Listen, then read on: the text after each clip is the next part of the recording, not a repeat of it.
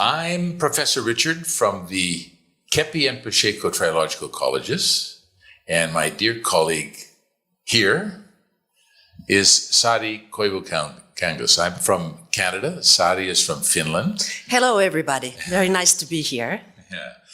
We're here to talk about leadership. You know, this is a theme that has a lot of relevance today. People don't think of themselves as leaders, do they? That's true, but everybody is a leader every day in some moment of their activities. That might be in the family, in the company, in the classroom. Any situations that we face, we have to take leader roles. I have a client I was just talking with this morning, and she doesn't think of herself as a leader. But look at this example. She goes to a holistic healing center in her city. And she's recognized that the company there, the way they structure the office, could use some help. And she has some specific skills in accounting and administration that could help. And so we're talking about how she can take her skills and offer them inside this organization. And she has fear about doing that, right? So she has leadership skills in this sense, something to offer, some leadership to offer in a certain area, but she has this resistance. She has this difficulty to put herself forward. So what's going on there? This is what we want to deal with in our course. It's not the developing more leadership skills, which of course you will develop as you do our course, but recognizing how do we stop ourselves from being leaders? How do we block ourselves from contributing, from offering what we have to offer? So she was talking about this gift that she has, and we were talking about this resistance to her own gift. Look how strange that is. Well, but we can see through analytical trilogy in science that people refuse using their talents and their qualities, almost as if they think that by using them, they will lose the talent and qualities, and not that they will expand greatly when put in practice. So this client has this idea, and also the idea she has is that if she puts herself forward, then she's going to be trapped. She's going to be then inside a responsibility. You see? So this resistance that comes up, this is what we need to deal with. This is the psychological life. So inside our course, Be a True Leader, Leadership and Social Competence, we have this psychological life, this famous iceberg, right? Where at the top, we have what's conscious, and running underneath is the things that we don't see. Well, this is the purpose of our courses. All of our education is about this, friends. It's about this exploration of what's going on under the surface that we don't see. And that's blocking us, that's stopping us from going forward. And how can you know this underneath, on the surface part? How do you get there? Through our results. What we do in our life shows, or what we don't do in our life, shows what's going on underneath the surface. We make excuses, we justify, but the fact that we act or don't act in certain ways is all referenced from this psychological life, what's going on under the surface. So you are saying that every action has an intention. Yes. Intention behind it.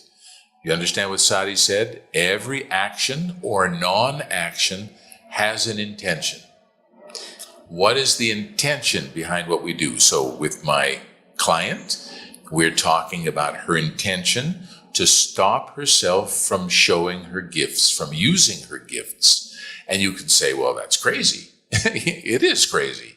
And this is the problem of the human being. We are crazy in this sense, right? Not that we're drooling at the mouth and these kinds of things, but that we're blocking ourselves from using the capacities that we have. So true leadership, social competence is in this area. And this applies to everybody. In every area, we can understand more about this in ourselves to allow us to be more effective as parents, as teachers, as employees, as employers, as managers, as directors, as coaches, as counselors. In all of these areas, we have the ability to improve because of the course that we're going to be offering here. So you are saying that we act more based on our emotions than what would be rational? And this is not clear for people. There is no perception about this. Isn't that interesting? So how can the leadership and social competence, how can this be beneficial for all of us? It's in this area of the psychological life. Look at this example. Here's an example from politics. We always love to talk about politics because there the pathology is clear.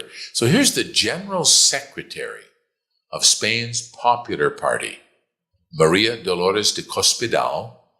She suffered a lapse while she was giving a speech, a political speech.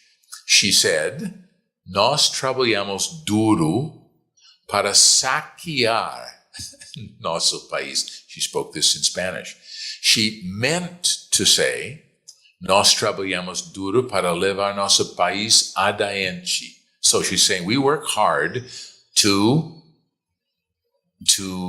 how do we say saquear? To destroy, in a way, to destroy our country, to sack our country. What she meant to say was we work hard to take our country forward.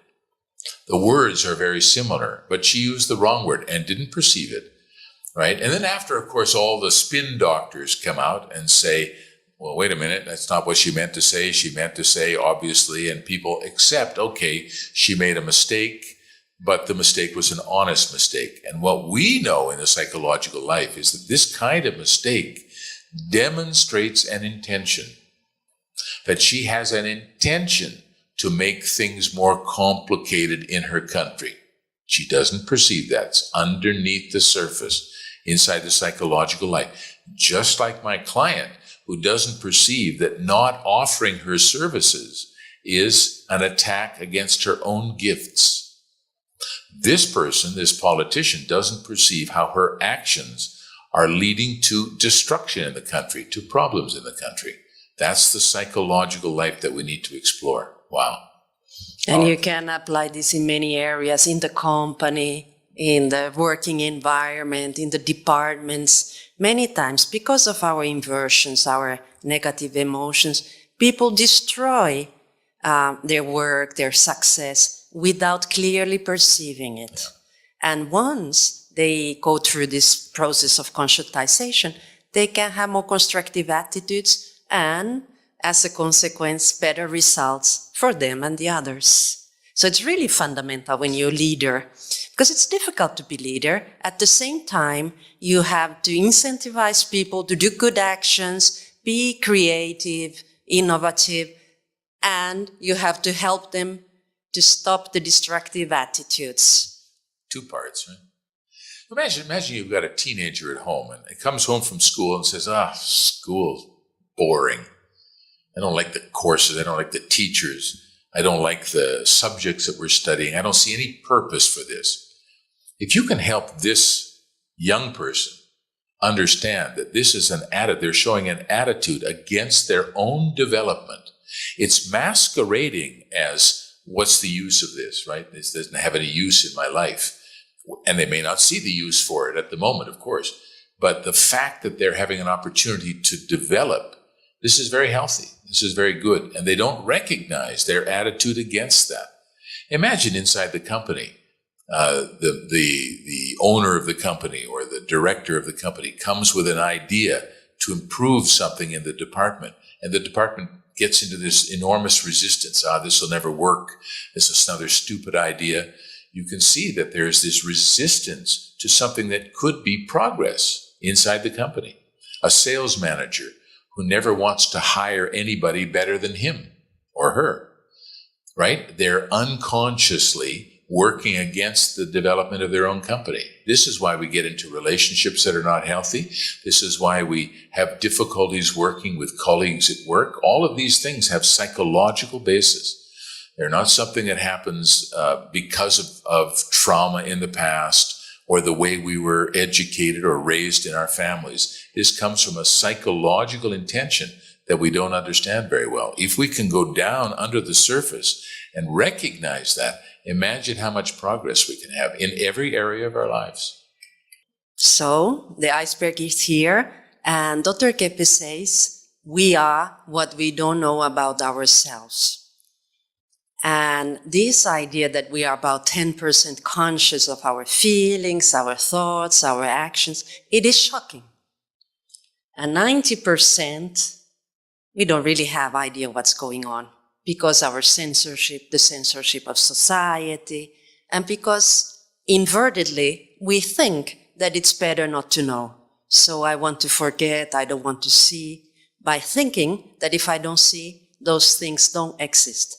But for a person who wants to develop in his career, in his life, spiritual life, relationship, to help his family, it's necessary to learn about this hidden part.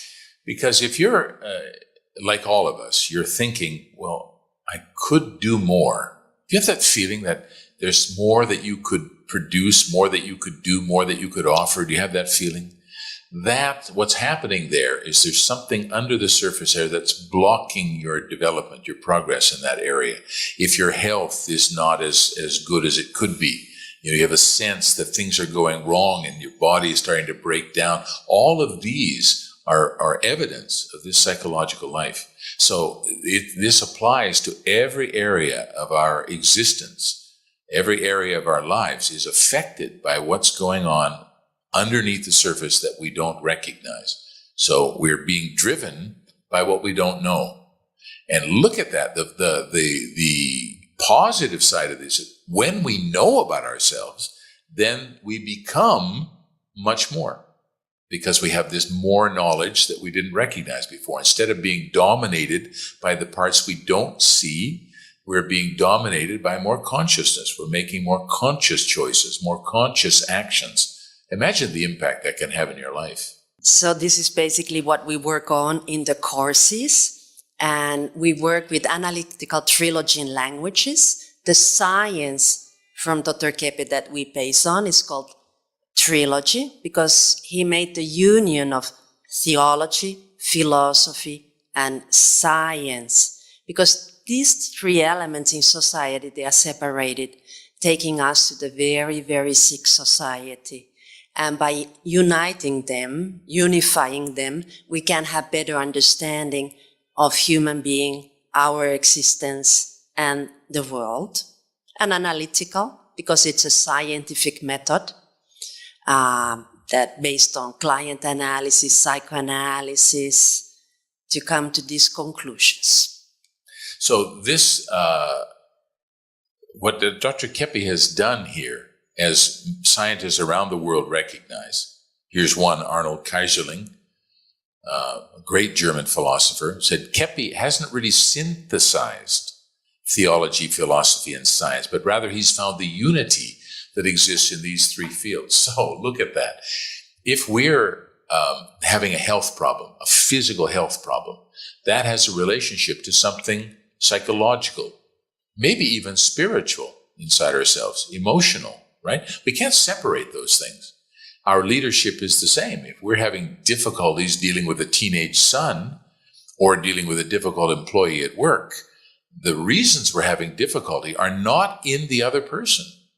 They're in something that's inside us, unresolved, badly resolved. If I haven't resolved it in myself, I'm going to have big difficulties with my teenage son because he's going to reflect exactly the same problem that I have, back to me in a very dramatic way because they don't mask so much, right? Kids. And same with the employee at work or the driver in traffic or the salesperson you're dealing with as you're trying to buy something or when you're selling something. All of these processes, we're having these conflicts, these difficulties because of things that are going on under our surface of the iceberg, not because of the other person.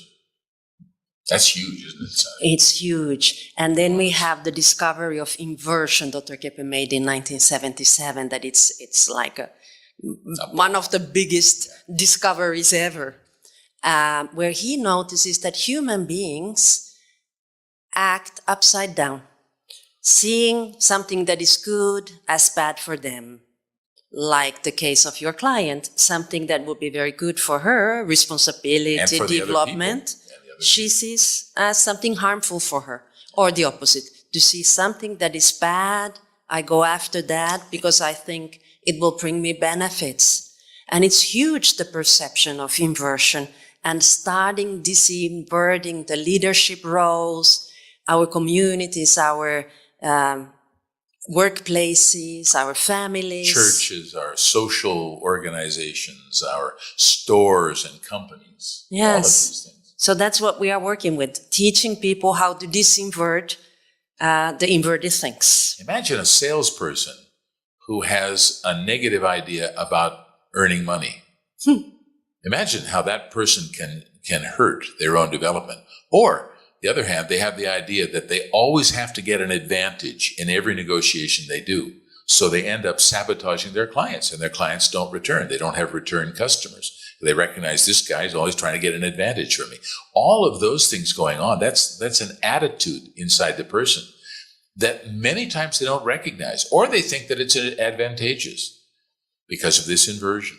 So if we can start to perceive this process, it changes everything about how we do business, about how we treat other people, about how we treat ourselves and our own health and well-being. Changes everything. So here's Dr. Keppe. This is a great scientist. He has a huge curriculum from the studies in Vienna with the great leader of area of psychotherapy. Yeah. 96 now and still working. So he's been working in this field for over 70 years, developing, going deeper and deeper and deeper, and providing orientation for the psychological perspective on the planet, not just psychological, but especially in that area. So it's an enormous benefit for you to be studying in this methodology. He has his own society, his own method of treatment, integral psychoanalysis, that we use directly in our courses. And this is a method for treating all of the problems that the human being brings. So psychological, social, organic, or physical, even spiritual problems. People don't think about having spiritual problems in work, but this happens, you know. The person has an attitude that helping others is detrimental to myself. That's a spiritual problem, right? Because even in all the religious orientations of the world, we have this law, you know, treat others as you would have them treat you. This is the golden rule. And it's everywhere in all of the cultures of the society. But we don't follow it. Why? Because we think that it's disadvantageous. I'm going to lose something. It's very interesting. Everybody knows, intellectually we know, but in practice we do the opposite. Yes. So here's our course, based on what this science provides. Okay, so all of the work that Dr. Keppe and Dr. Claudia Pacheco have done, we haven't talked about Dr. Claudia Pacheco, but she's a huge orienter of our university, the founder of our university.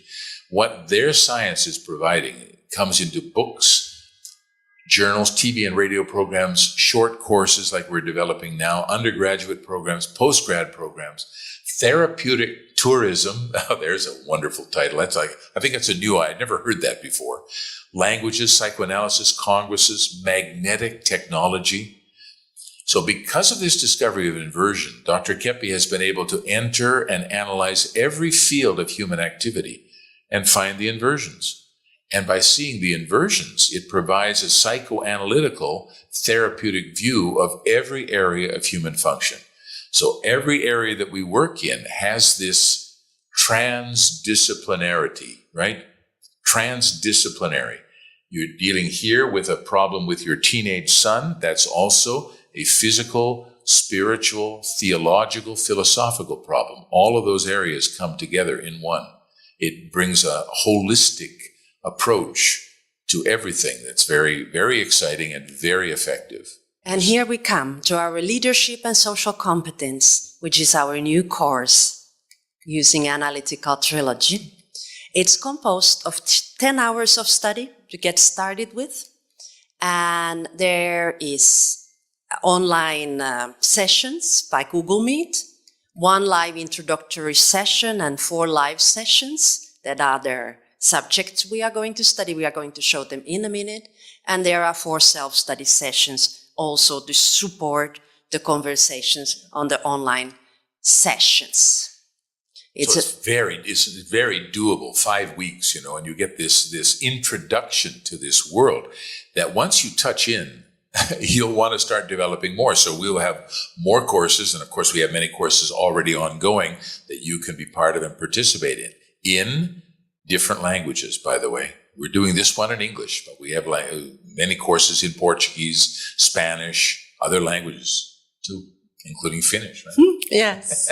So what are we going to study? The hidden man. The hidden man, revealing the unconscious elements. So we are going to study deeper this question of iceberg and how to access, how science has discovered since the time of Freud, how to access this, and how Dr. Keppe has developed these techniques. And why is this so important? As Dr. Claudia Pacheco says, knowledge of the human mind is mandatory today. There are so many conflicts in human relationships, at work, in all professions, that if you don't understand what's going on in people's minds, you will never truly succeed in your profession or your life. This should be taught in all schools since we're children. Yes, absolutely. Well, in fact, we notice working with young people with this methodology, it helps them a lot to be able to deal with the stresses, the challenges of being in relationships, just of learning, of doing tests, of going through the whole process of trying to enter university. You know how difficult these processes are. The young people have a much better success rate here because of this understanding they have, not only of other people's minds, but their own minds, how they work. That's going to be module 1. Then we have the module 2. Dealing with the enemy. Yeah, dealing with evil. Evil, bad. Problems, difficulties, stresses, difficult customers, impossible colleagues, right? Dealing with the infiltration of other companies, the competition between companies. All of this we see as an enemy, right? As an evil. But evil, in a philosophical term, doesn't exist in itself. It's a creation of the human being creation. It's actually not really a creation. It's the fact that we create this when we resist goodness. So evil is not something that has its own essence. It's a denial, distortion, or destruction of goodness, truth, and beauty. The essence of life, goodness, truth, and beauty. We resist that, like the client I was telling you about at the beginning, or the teenager we were talking about, right? This concept is so hopeful because once you understand that it's easier to be successful, to be healthy than we first thought, because mostly we think we are victims. And once we see that person can only be sick if there is health in the basis, and your client probably has many qualities, many talents that she can apply and do her work. So in the basis, there is something good. As you can see in the graphic from Dr. Keppe, evil is an attack on goodness, truth, and beauty.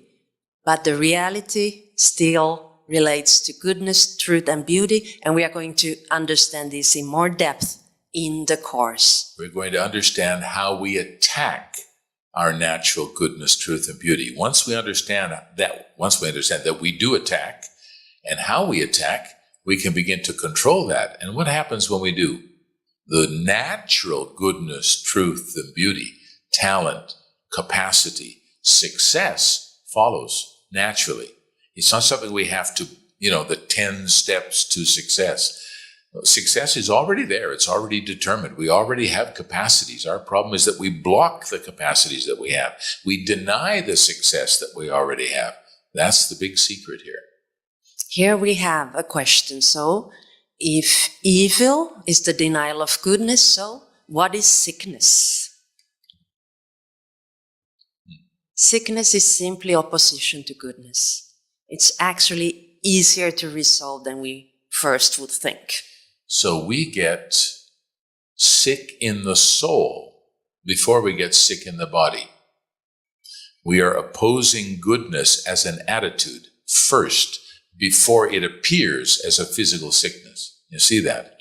So it's metaphysical first. It's in the area of intentions, of attitudes, our philosophy of life. That's where we get sick first. The physical part is a consequence. The physical is like a victim of this previous intention. This will take a bit of more study to be understood. We are giving them many concepts, but don't worry, you can join the course and we will explain with more examples, more details. That will be fine. Here we are showing the essence of the human being according to Dr. Keppe. It's beauty, goodness, and truth. But what happens then, Richard? Yeah. The pathology, the blockage, we could call it, our attitudes impede us from using all our qualities. Big ideas, our arrogance, our envy, our attitudes against, these are pathologies that we sort of layer on top of our essence. So we have these attitudes against goodness. What's interesting in Keppe's work, as Sadi was saying, there's so much hope there, because for Freud and many of the psychoanalysts, this arrogance and megalomania and envy, this was natural. It was part of the structure of the human being. Nothing we could do about it. It was part of our unconscious desire to die, right? The death instinct. But this is not the way it is for Keppe. For Keppe, these are attitudes that we adopt against our natural essence, so they can be treated. And once they're treated, you'll find that success, better results, comes naturally. By treating all this pathology, the essence will manifest stronger. And we see that students studying at Millennium and Faculdades Trilógicas, they start developing their intelligence, their joy of living, their affection, creativity, relationship, health. Now, Module 3 will treat inversion, disverting upside down perceptions. And there you can see the image of an eye. And Dr. Claudia, in her book, ABCs of Analytical Trilogy, makes this comparison. Just as the eye inverts the images it captures, and these are automatically righted by the brain, our perception seems to capture reality in an inverted manner. And for reasons still not completely clear, the perception frequently remains inverted in our interior, leading us to feel that goodness is evil and evil is good. Here is the big problem. This is it. Just an understanding of this will change your life. I can guarantee you. Well, this is, and what is leadership in this sense? Leadership is offering something of who you are to the world, offering your gifts, your talent. This is leadership. This is not leadership, not the position. It's the spirit, the way you are in your life. If you can present your capacities, if you're freer to offer what you have to offer to the world, this is leadership. People are not doing this. People are sitting on them, like they're sitting on this mine of wealth, sitting on their talents. So this is leadership. Leadership is a spirit. That's very beautiful. And the spirit of entrepreneuring, doing things together, dealing with difficulties, dealing with people.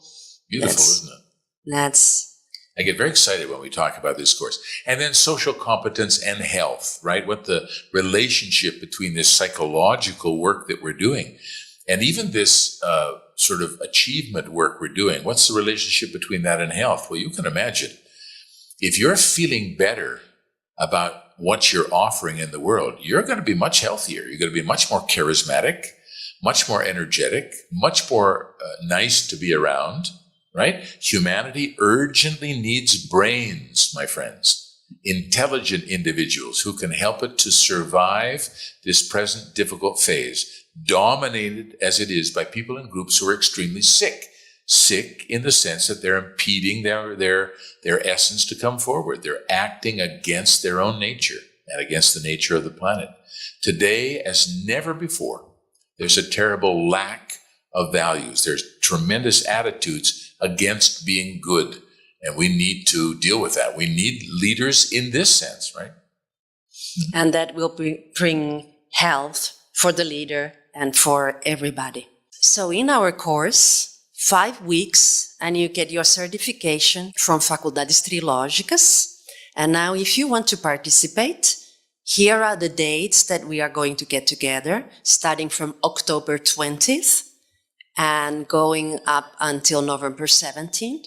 We'll meet on Fridays from 6 to 7 p.m. Brazil time. That's 5 p.m. Eastern time in the United States.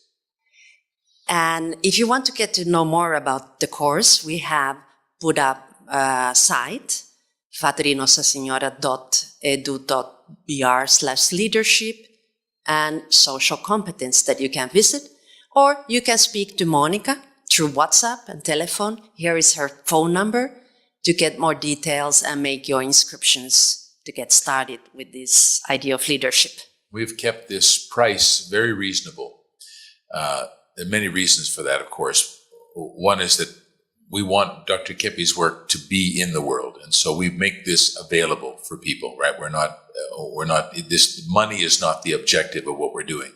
So we have a price, of course, because you need to contribute with your financial resources to the benefits that you're getting. So there is a price on it. But this is about changing the world, really. It's not about becoming better human beings, although we will become better human beings. It's about offering more of ourselves to help the world to get better. So our goal is always related to this. And this is Dr. Keppe's spirit has been since he started his life. Actually, it has been this idea. How can we help the human being to be healthy? And we are inviting you to join us. Yes. I hope to see you October 20th. Blessings, my friends. See you.